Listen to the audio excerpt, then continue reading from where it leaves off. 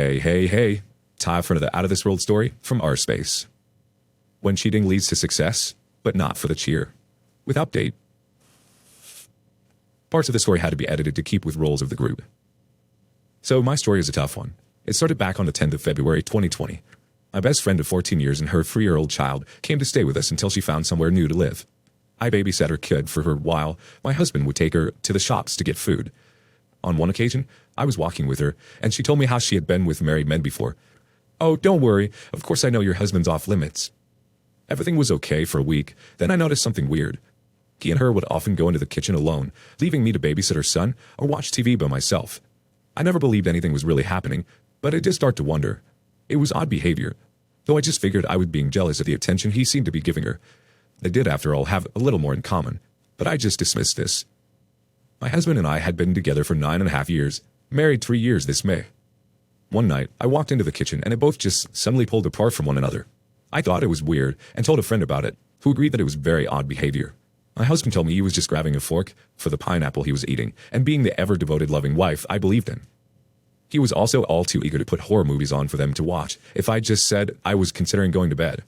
I don't watch horror films as I get nightmares easily. My best friend, whom I gave a place to live and brought food for, would surely never do anything like that to me. We were too close, and honestly, I didn't think my loyal, wonderful, loving husband would ever do it either. Life between us was great. Then, the 22nd of February rolled in. My husband tells me he didn't love me anymore.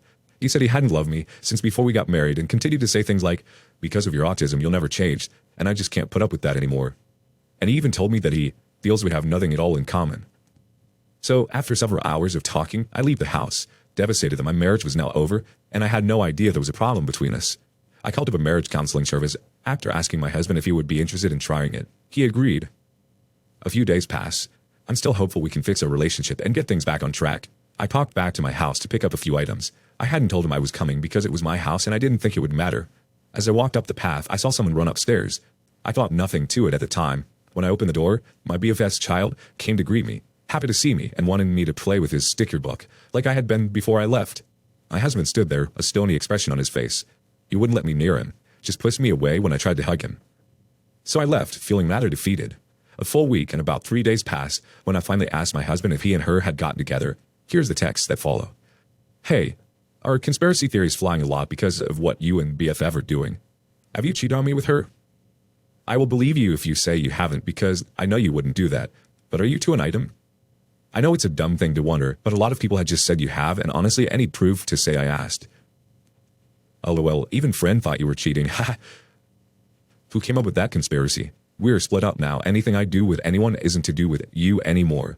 I did not cheat on you." Several people. Friend was the first one to mention it. I hope you're not. I know it's none of my business, but my BFF is like a sister to me. For her to do that would mean the end of our friendship. Dad thinks it was all a plan. You throw me out so you can get with BFF. Ha! Still saying haha because the very thought sounded ridiculous to me, and I thought he should know I wasn't taking the accusation seriously. I didn't want to sound insane or jealous. Well, your dad is wrong. You know my reasons for this breakup, and it's stupid you would accuse me of that.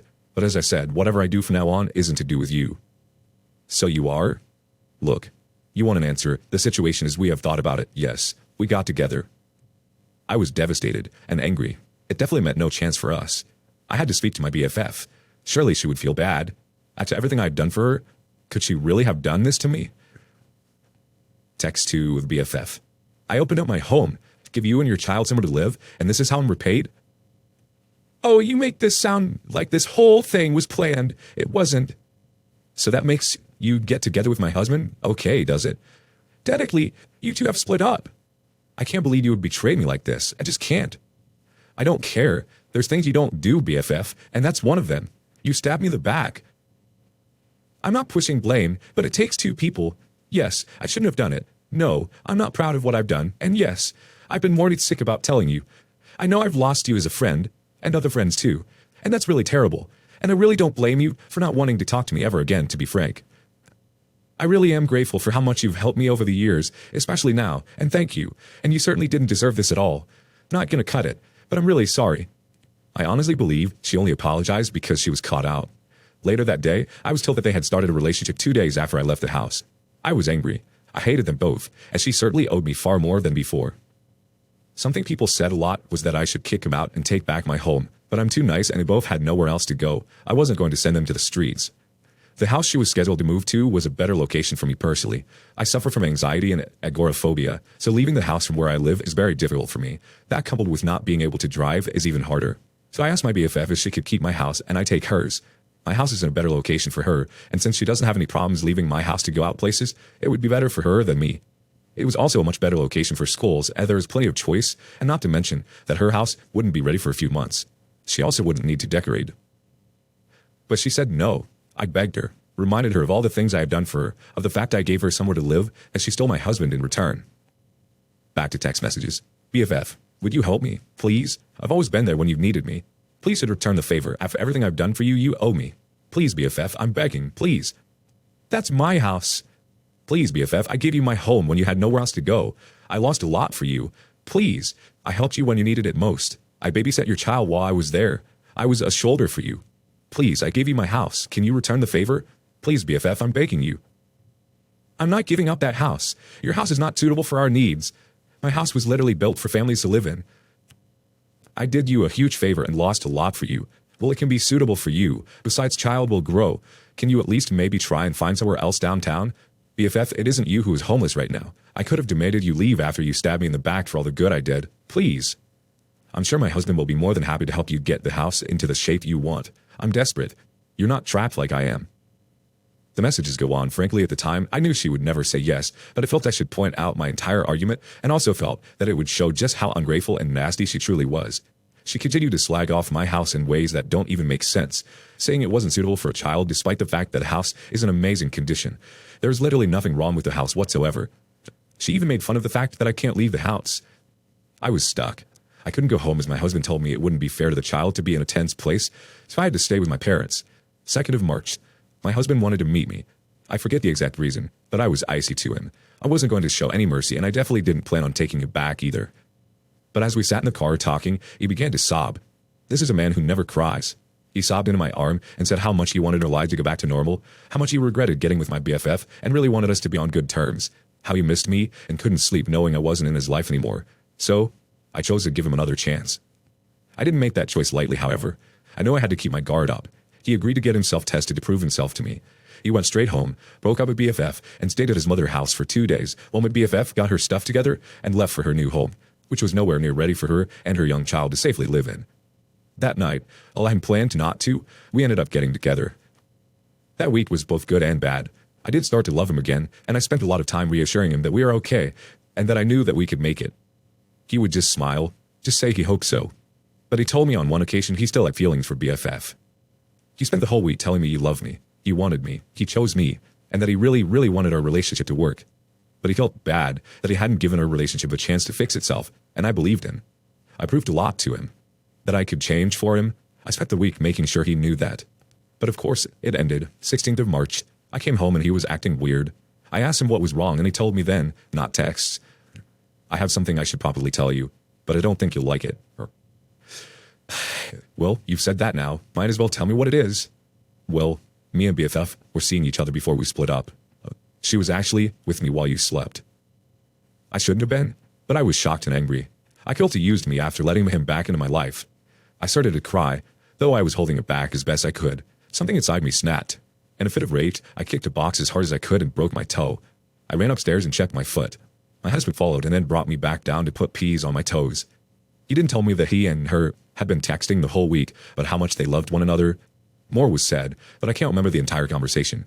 But I do remember that he told me, well, you wanted me to stay for 1 week to help settle things, and that's what you got. I realized then that he had no intention of being with me at all and was just using me for a bit to stay until BFF's house was ready. I stormed to the kitchen and deleted her number off of his phone. I texted her telling her off, calling her a name and telling her to never talk to either of us again. Then I came back to him angry.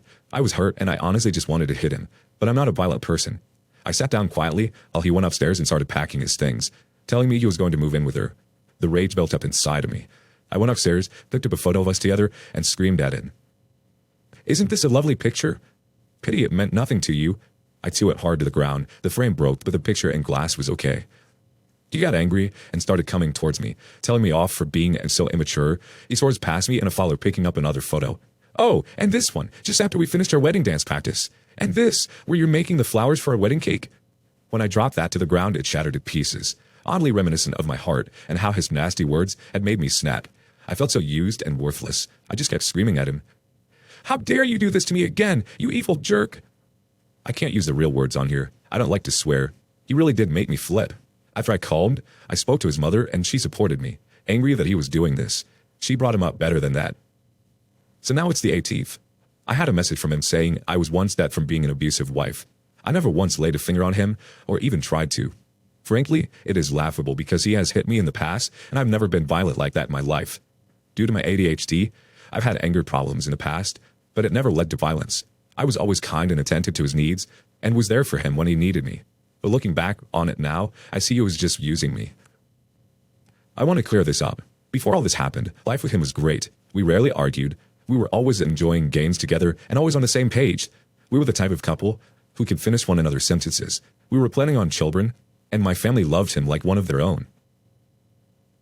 Update. It's a long story, so feel free to skim.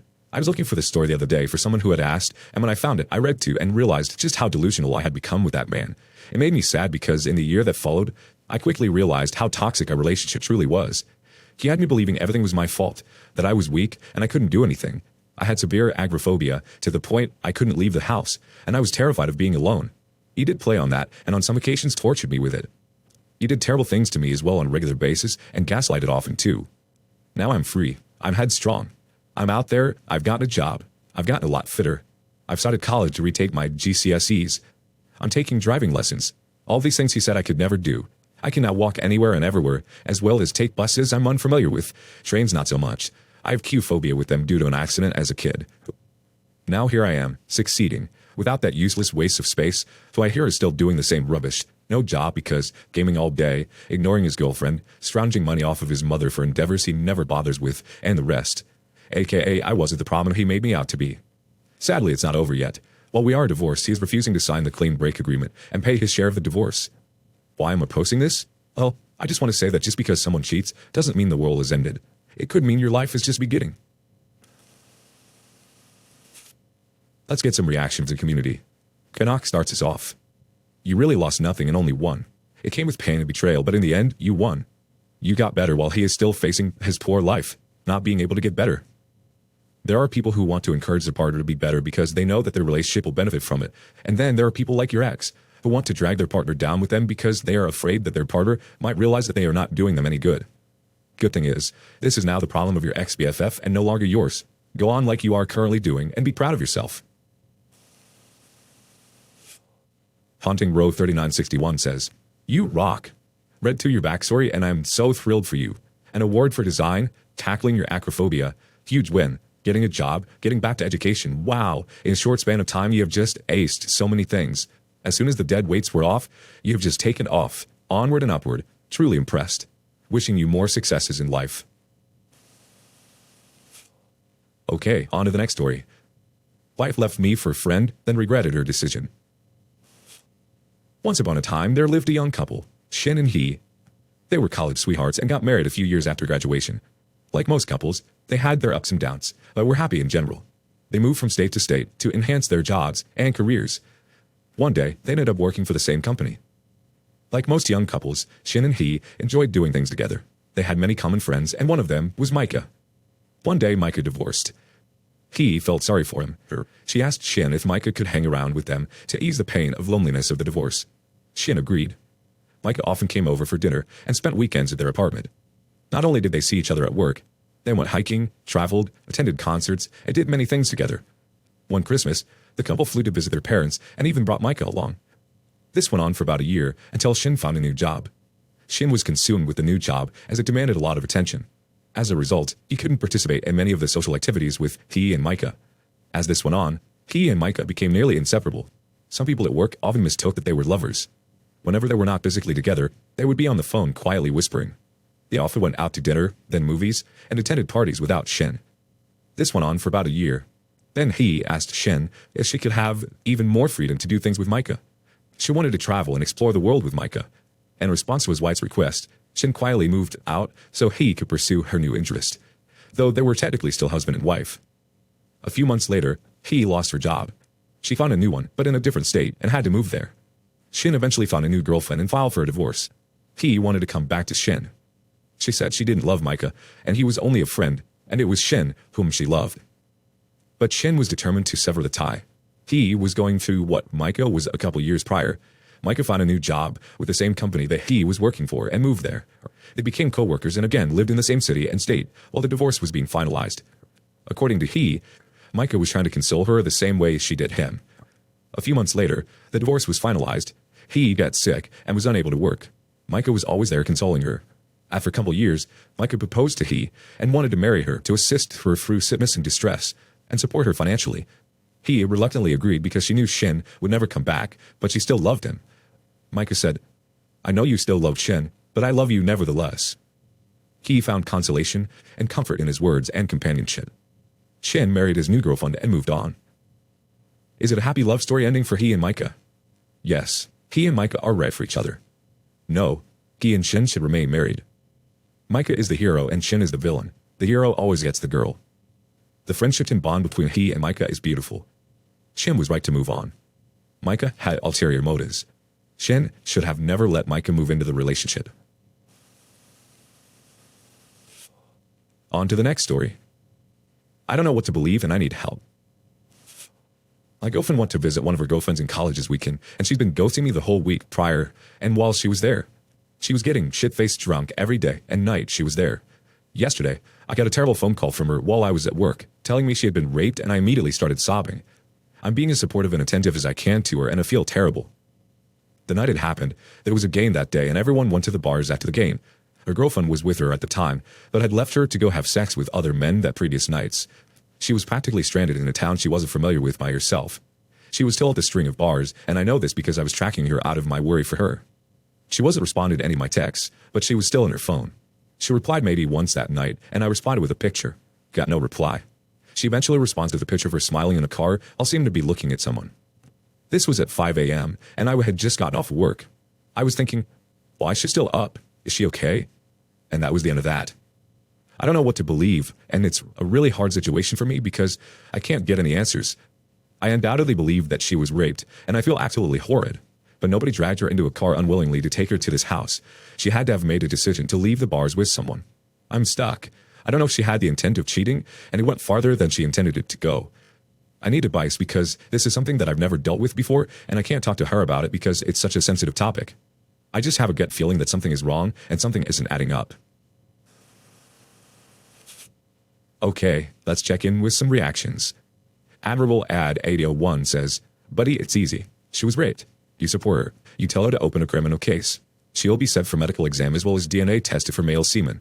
If she continues through with the case, you support her. It remains her choice. If she does not want to open a case, the opposite may be needing a look at. She went out and got bagged, scared she was pregnant, and now cried wolf. If she does make a case, she will need your support. Rape victims go through hell in the stand testifying. The whole night and all her actions will be scrutinized to the finest detail. You'll probably use the defense if it was consensual. The ghosting in photos with others while friends out of others, it gives off the wrong vibe. Be careful how you handle this. But she ghosts you. Then after, her decisions led her here. Then only she phones you. Tread carefully. If this is a cry wolf, it will come out in the trial. If this was a rape, you will find that out as well. Just look after yourself in this. Remain objective and supportive. Ensure she gets counseling. You should also attend counseling. There are support groups for rape victim family. They teach you how to support the rape victim. Just let her talk. If a rape, you will know. If a cheating, you will also know. And in most countries, you can get life imprisonment. If the person who raped her finds out, you will probably try to get his version out as quickly as possible. Fact will take on its form. Just be supportive now till you know more. Our next comment comes from Unlucky Process 9062. Still odd she was ghosting you non-stop, not responding and just acting differently towards you. So I would agree with you totally that something does not add up. Neko Y19 says, I think there are two different points here. She was raped. Provide your support and understanding as a friend and someone who cares about her. She ghosted you for a week and decided to jump into strangers' cars or homes. She chose to meet and hang out one-on-one with men and without her friend. I would call this cheating and is completely apart from the rape. Do you think you'll trust her after her choices? If not, then break up. Our last comment coming from View Administration 245. Ask her to immediately go to the hospital and report the rape to the police. If she's not willing, then it could be consensual. When she did the deed, she got cold feet, and then to get your sympathy and support, termed it as rape. If she denies going to the police, she is shady most likely.